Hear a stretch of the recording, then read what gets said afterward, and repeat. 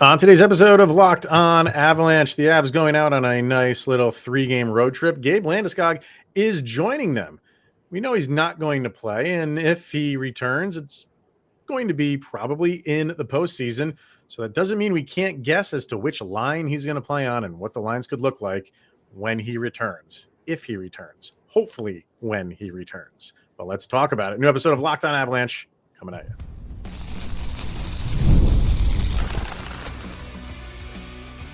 You're Locked On Avalanche, your daily podcast on the Colorado Avalanche.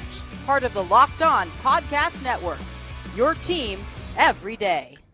All right, everybody, welcome to the Locked On Avalanche podcast, part of the Locked On Podcast Network, your team every day. I'm your host, Chris Maselli. With me, as always, Mr. Shaggy Von Doom, Kyle Sullivan.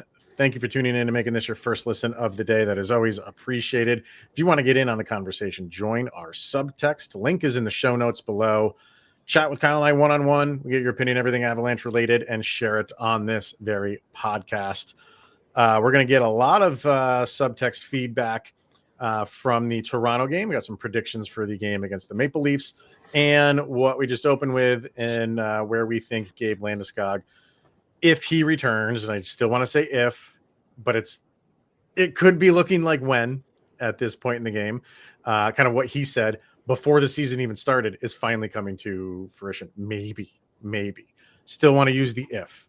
Because we did this, Kyle. We talked about this before the season started, when he was saying things like that. It's a matter of, when, not if, sooner rather than later. And we had talked about it, like when he does come back, where does he slot in? What's the lines look like? And it's interesting to do it now. We kind of put that off because it was just, the injury was just prolonging and it was getting pushed back. And here we are. And now this team looks very different post trade deadline. So I think it's interesting to go into this and see, where do you put him? A guy who hasn't played in over 2 years.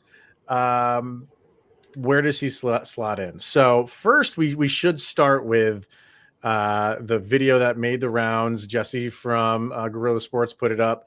And Kyle, I say this every time we see a video of Landeskog skating and practicing with the team, of he looks the best that you've seen him. That is true. Every time you see him, he looks better than the last video that was out. Those videos seem to be a month apart from each other every time we see a video, but that means all that behind the scenes stuff that you're seeing on the documentary and stuff like that, that stuff's really happening, people. We're not, he's really doing stuff when we're not watching, believe it or not. So, but this video specifically, if you blurred his face and why would you do that? First of all, you would never do that. Please. Never blur those luscious locks. If you did and said, guess who this is skating, the last person I would say, because of everything going on, is Gabe Landeskog, but it was him. He looked like he could go out on the ice tomorrow and play in that video. Oh, Chris. Just Cross. accept it. This one I will. Okay. Out of what? It feels like my children were just born when we were like Landy had to take the sidelines. It's been forever. It's been 84 years.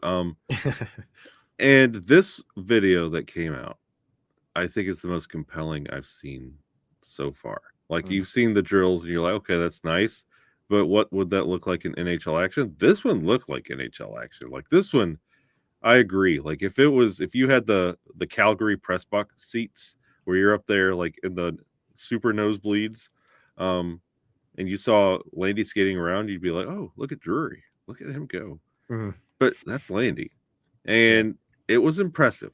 And You're more hopeful now than bro, it took me from like hopeful, like optimistic to, is he about to like just appear in the lineup just on a whim? And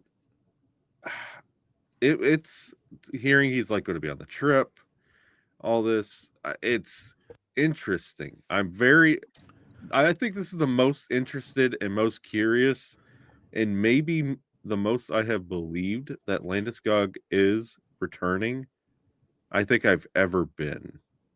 I mean, it's going to happen. It's going to happen, people. Like, and again, you can have the conversation of how long will it last? That's a different conversation. Yeah. The conversation of, is he going to take the ice again with the Colorado Avalanche? I think is an unquestioned yes. He said it in the documentary. Like, I'm going to see this through. So even if it doesn't happen this postseason for whatever reason, you're going to have all the questions for another off season. But for him, it remains the same. Well, I'll preface with the hesitation. I know initially when he went through this experimental surgery that has never been done, he said when you have a setback, it goes back to day one. Mm-hmm. So when you have these like momentary and like a lot of the hesitation on when they had that press conference and he said, well, when does the season start or when does the playoffs start? Like you have those little loose timetables. You always are like, is there a setback? Are they not talking about a setback? Are we all the way back at one? And you even saw that in the documentary. He did experience a setback and started regressing in where he was coming back. So again, we don't really know. It's what does a setback look like? Does it take you all the way back? That's what the hesitation is.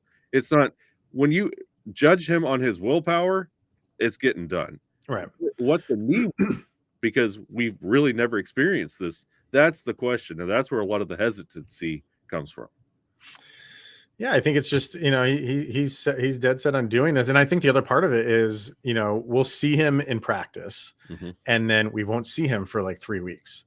And everybody goes, why haven't we just saw him in practice and he looked great. Why don't we see him in practice anymore? And I think that's the jumping to a conclusion that, he's doing work when the cameras aren't on him, when he's not. So, but when we don't see that, we think like, oh, there was a setback. So we, just let this thing play out. He looked great in that video. Great. So now I think we can go to the step of what does a line look like with Gabe Landeskog? Because again, like nobody's ever come back from this in the sport of hockey anyway. And he's been out for as long as he's been out.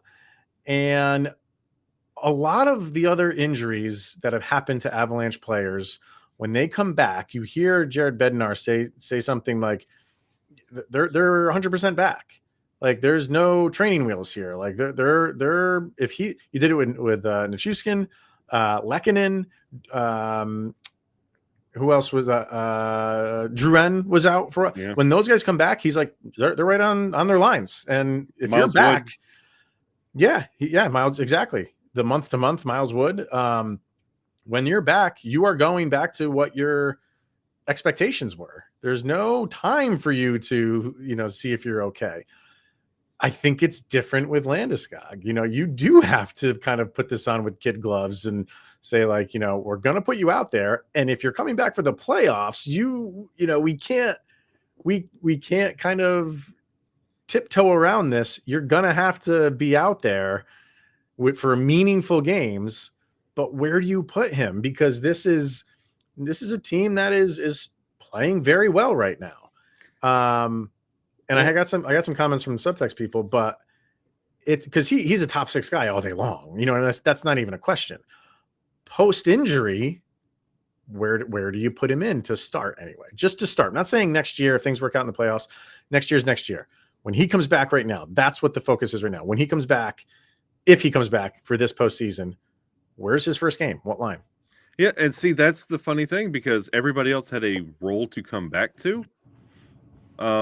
Right. It's like we've had John Cena become a bad guy, and we're going to get Landy's return before GTA 6. That's how much time has elapsed in this injury. And when it comes to Landeskog returning, where do you return to?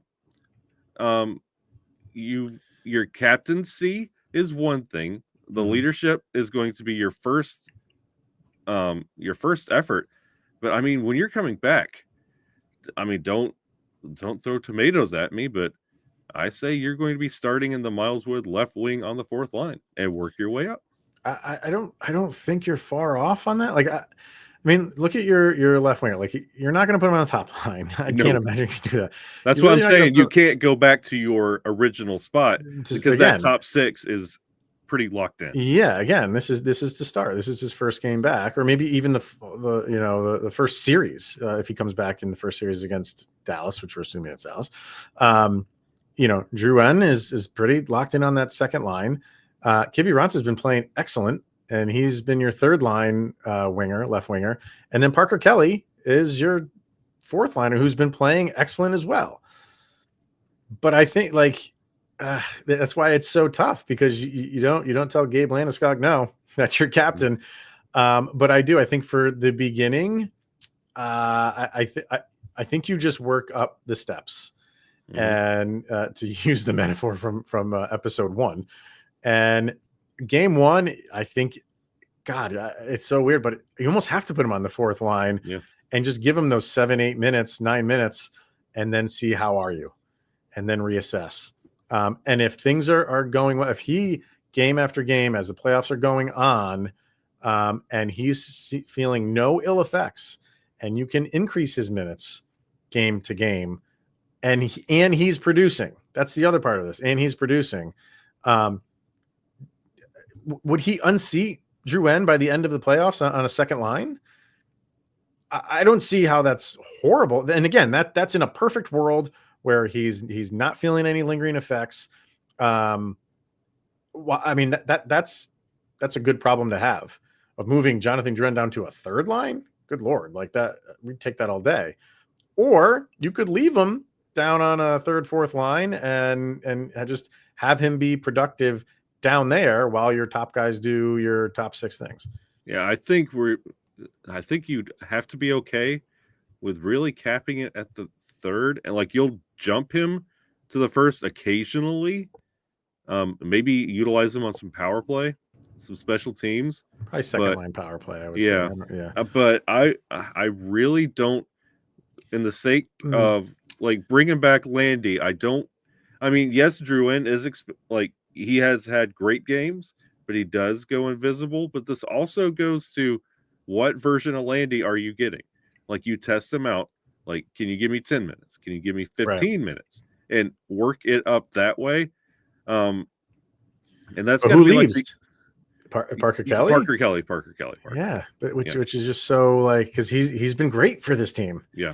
So, and then the downside of it is, if he's struggling a little bit, which I would not hold that against him. Yeah. You haven't played in forever. And if you are struggling just to get back into the game flow, okay, you can take a seat for a game, and then just slot Kelly back in there, and you're fine. Wait till he hears about Bedard. What do you mean? He has no idea what Connor Bedard is. Oh, I see. Okay. Well, yeah. I mean, a lot of people don't.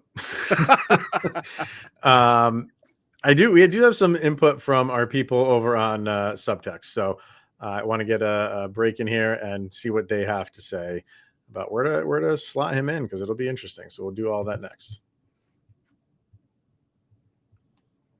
Let's hear from Game Time, because there's nothing like watching basketball live. The energy of the crowd, the sound of the sneakers on the hardwood, and maybe even celebrating a celebrity sighting courtside. Say that 10 times fast.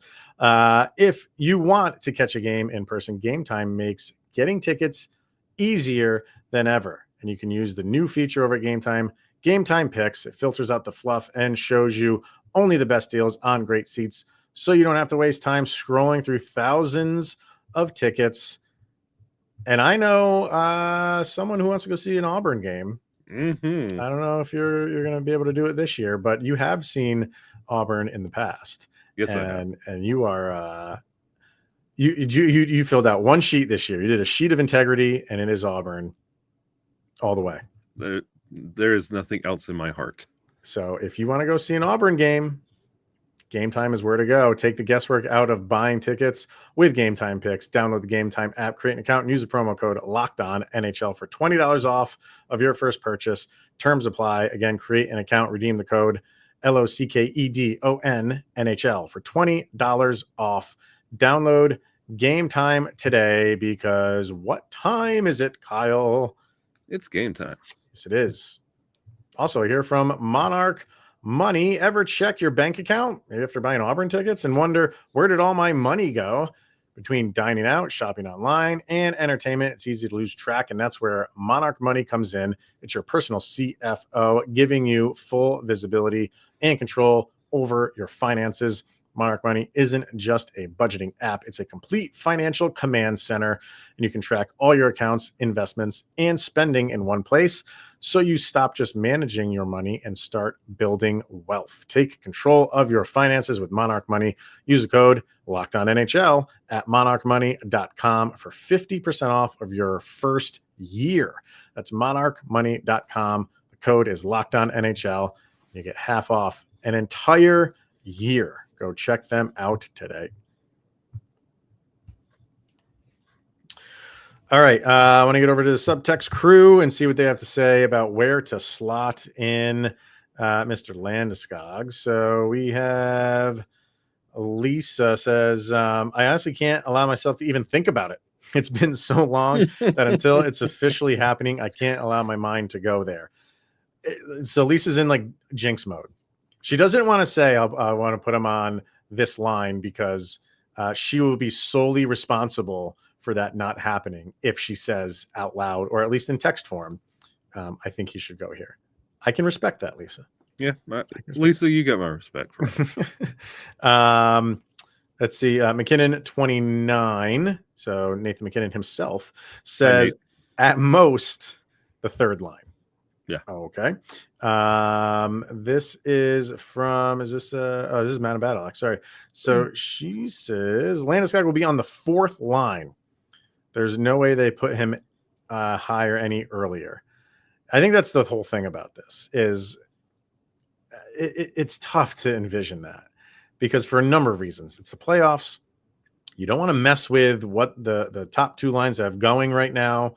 And although say his first game back is with, in Ball Arena, does it matter where you put him? Like, who cares if you put him on the first line or the fourth line? That place is going to be buzzing just because they know he is back in action, and that'll just get everybody's juices flowing. So, does it really matter? Started out with the fourth line. Let him go out there, take the initial puck drop, and get him right back off the ice. Well, Kay says first line, bump Lecky, and then she says, just kidding. So, she said probably fourth, and Kelly gets bumped. He's playing great, though. It's a tough decision. I don't see him bumping Kiviranta off the third line with the way Kivi has been playing. It's crazy how, if we went back and listened to that episode where we did this, like, you'd have no problem bumping guys off lines or off of, the starting roster. And now you do. And it's Gabe Landeskog we're talking about here. But it's returning from an injury. Nobody's returned from Gabe Landeskog. So the way that guys are playing, guys like Kiviranta and Parker Kelly, you're like, it kind of pains me to bump you for an Avalanche legend, but you kind of have to do it. I think the quiet part is nobody is shedding a tear over Miles Wood. Isn't that crazy? Not a single tear.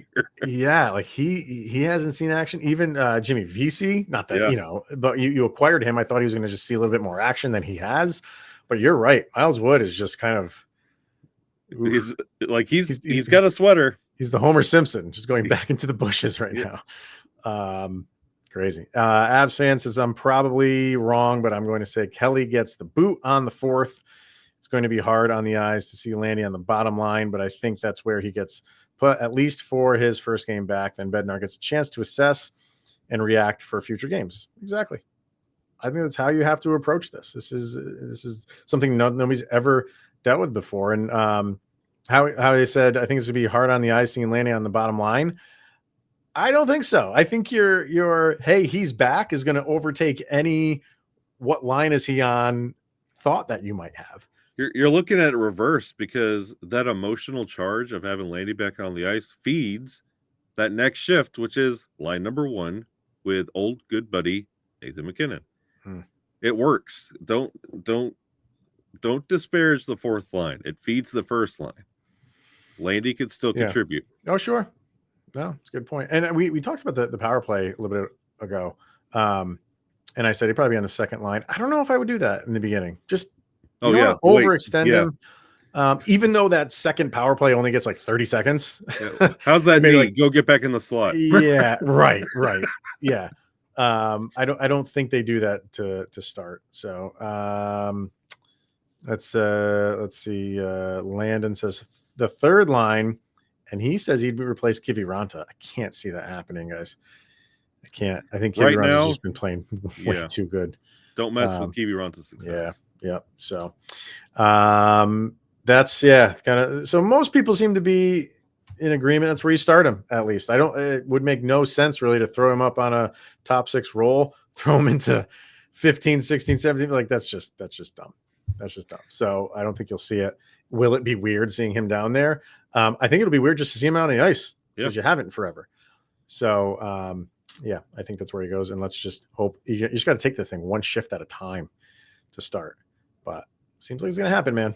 Seems like it's going to happen. They'll start counting the shifts. Yeah. All right. So let's get into the Avs. They are going on the road for a quick 3-game road trip, starting in Toronto. We'll talk kind of sum up the whole road trip we're expecting from that, and the game in Toronto itself. Got some predictions from that as well. So we'll do that next. Let's hear from Upwork, because scaling your business requires the right expertise at the right time. And with Upwork, you can find specialized freelancers in marketing, development, design, and more. Experts ready to help you take your business to the next level. Upwork gives businesses flexibility by connecting them with top freelance talent across multiple industries, including IT, AI, web development, and marketing. And whether you need extra hands for a project or a long-term partner, Upwork makes hiring simple and affordable. So visit Upwork.com right now. Post your job for free. That's Upwork, UPWORK.com, Upwork.com to connect with top talent and grow your business today. The NCAA tournament is here, and so is the bracket breakdown. Locked On Podcast Network and Amazon Fire TV channels are teaming up to deliver NCAA tournament coverage like never before. Watch studio shows featuring former players and Locked On's local experts as they guide you through every upset, buzzer beater, and bracket matchup. Stream it all for free on Amazon Fire TV channel. Search Bracket Breakdown to see it all for free. It's your team every day. All right. So let's talk about the game in Toronto, and they just faced off not that long ago. That was a nice win for the Avs, and that was 7-4, I believe. Toronto had 4 in that one, right? 7-4, but nice run that the Avalanche went on. As that game went on, they got better and better and better. Excellent game. Now you're in the Lions' Den in Toronto. They're going through a little bit of a slog right here, not at the best time. You don't want to be doing this if you're Toronto. They have lost. Well, the last game they won, they beat the Flames 6-2. But prior to that, they were on a really tough stretch. They lost 5 of the last 6 prior to that. Prior to that, they won 9 out of their last, or 8, was it 1, 2, 3, 4, 5, 6, 8 of their previous 9 before this little losing edge that they've gone on recently. But they lost to the Sharks 3-2 at home. Their one win was Utah, but they've lost to some good teams. They lost to Vegas. They lost to the Avalanche. They lost to the Panthers, and they lost to Ottawa, who's playing a little bit better right now, obviously. So it's been a little bit of a tough stretch for Toronto. You're going to get their best, I should say, because they want to turn this around and kind of start trending in the right direction going into the playoffs. So don't expect, just because they've been on a little bit of a rough patch lately, that it's just automatically going to continue. They're a good team. They have stars. What are you thinking? What are you expecting? Well, there is a little bit of a panic button mode in Toronto, because it's a little bit of the definition of insanity is the same thing over and over, expecting a different result. And I think Toronto fans are starting to turn, and I think honestly some Toronto media is starting to turn on the staleness of what their production is. Like the last 10 for the Leafs is 5-4-1. last 10 for the Mhm. Colorado Avalanche, 8-1-1. I know. So if Toronto wants to keep going, they need this win. But this is one of those, if the Avs repeat with another like 7 spot on this team, it could shake this team. The Mitch Marner thing is still circulating and leaving a bad taste in the mouth of a lot of that locker room and the rest of the team. Like there's some serious question marks going on with Toronto right now. So if they need to win, if they want to keep things together, this is an internal thing, and they need this game. But the Avalanche need this game more. They are trying to really jockey for their position in the playoffs and carry some of this momentum into the playoffs. So you want this win too. It's going to be a really good game, a really good matchup, and Toronto is not too shabby on special teams, which doesn't bode that great for the Avalanche, but I like this matchup. This is going to be a great matchup, and you want to see the Avs get out and play a 60-minute game. Could go on about this game, but I'm going to kind of bring a different angle into this, and this is just timing more than anything. The Athletic put up prices for the Toronto Maple Leafs season ticket holders for next year, and Maple Leafs fans are not too happy about it. So it's another dynamic to this game where how are they going to react? Because this is the first game that was released the day that we're recording this. So this will be their first game since all of that news came out. And it is wild, Kyle. And Maple Leafs fans are fanatics. So they might make their voice. You might hear a lot of boos, maybe not directed towards the players, but towards the people that are up, above where they are. Because this is crazy. So the prices went out for next year's season tickets. I'm reading this from the Toronto Sun. And season tickets have jumped by as much as 20% in some sections, with the so-called cheap seats getting hammered the most. Now, this is where people like you and I hang out.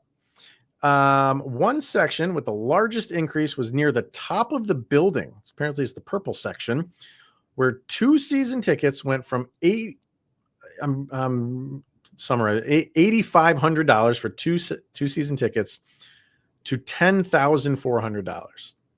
Basically $2,000 increase. Here's the crazy part. The team also sent invoices at the same time for this season playoff tickets, all 4 rounds. So you have to buy all 4 rounds, which is normal. You'll only get one. Yeah, I shouldn't say normal. A lot of teams do that. And then if you lose, you get reimbursed that money. Well, I think this part of it is new for Toronto in that the reimbursement comes in a credit. Credit. Can you use that credit for next year's season tickets? It doesn't say in the article. I would hope so. Good Lord, I would hope so. But the prices for playoff tickets, a playoff ticket package in the aforementioned upper level section, remember, 16 games. Remember what it was going up to for 41? $10,400. For 16 games, $14,360 for 2 tickets, which is nearly double the cost of the 41 regular season games that you get in the season ticket package. High rollers in the gold section of the lower bowl are seeing their season tickets prices rise even more than $2,000 to $28,240 for a pair of tickets. Playoff tickets for those seats, $36,000. I know Toronto is they are number 1 in the Forbes NHL teams, but that's crazy.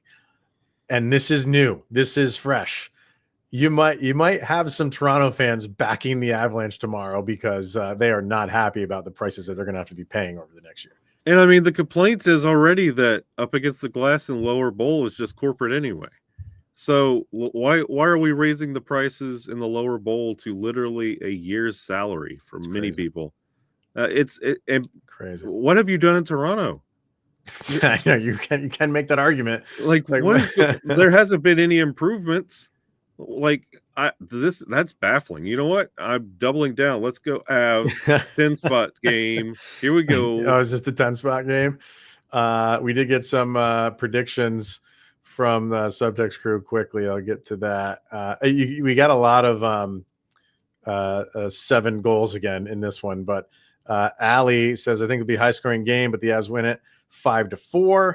Tanner says 4-3 Avs win and roll the rest of the way through Canada. Kay says Avs are rolling, but Toronto is at home 4-3 with Lecky getting the game winner. 7-2 says Cody. You know what? I'm feeling confident. I'm feeling arrogant. 7-2 Avalanche. Let's see. That's 4-3 says Christina. It's going to be tough. Leafs have a bone to pick with the Avs. So, and Vargar said 7-3 as well, with Makar 2-goal, 3 assists, 5-point night. Brandon says 3-2 loss. Brandon. Hey, this is a safe space over at subtext to you. So, yeah. So, what are you thinking for this one? Now, this one feels like a 6-2, like a 6. Like it might, depending. Also, I'm curious on what the goalie matchup's going to look like. Who the Avs roll out there. I mean, if he's feeling good, you got to think Blackwood's out there because he's missed last couple of games. Yeah, so and it's the Maple Leafs. So if he's feeling good, he's out there. So it's very curious on that. But I feel like if the Avs can keep rolling with this momentum, this could be one of those the north of 5 games. But if it's one of those struggling starts, you don't want to have one of those quiet first periods that you've rolled out there a couple times since the trade deadline. Mm-hmm. You got to play 60. Mm-hmm. You do not let Toronto get a foothold, because then they're going to have fun with it. What about the road trip as a whole? All Canada road trip, Toronto, Ottawa. That's a back-to-back, and then day off, and then Montreal. I think the last road trip went really, really well for this team. Mm-hmm. So I would envision the rest of this would be good. And with this team and the veterans on this team, you step up for those like Canadians. You step up for those franchises. So I would anticipate good things happening. It's not really that much of a extreme test on the team, but you do need this test going into the playoffs. I mean, Toronto's Toronto. Ottawa is not your same old Ottawa. They've won 6 in a row. Ottawa has. Are they playing while we're recording this? I do not know. Let's see quickly. They just lost. And they lost to Montreal, 6-3. So, but regardless, they're playing well. So I'm looking forward to that game because that's a different Ottawa team. So it's a quick 3-game road trip. One really good team, another team that's very much improved, and Montreal, who is improved as well as they can be improved. So any road trip, you want to win more than you lose. So you have 3 games here. You want to go 2-1-0. You want to. Anything other than that, I mean, if anything other than that is either you've won them all or you've flipped it and you're 1-2-0 or 0-3-0, which you do not want to do. So you want to get off on the right foot in Toronto. But I think this team is ready. I think this team is prepared. Your playoffs are right around the corner. They're focused. They know they got to continue to play their best hockey and continue on the right path. So I think you're going to see a good game. It's going to be a really good game. So I'm looking forward to it. Yes, definitely. However it ends up, we will be talking about it. So tune into that episode tomorrow. But for today, thank you for making this your first listen of the day. That is always appreciated. He's Mr. Shaggy Von Doom, Kyle Sullivan. I am Chris Maselli. This is the Locked On Avalanche podcast. And you just made it through another 24 hours. We're going to the East Coast. Let's just pick Sidney Crosby up on the way. You can't do that, though. It's past the trade deadline. No, let's fudge the rules. Okay.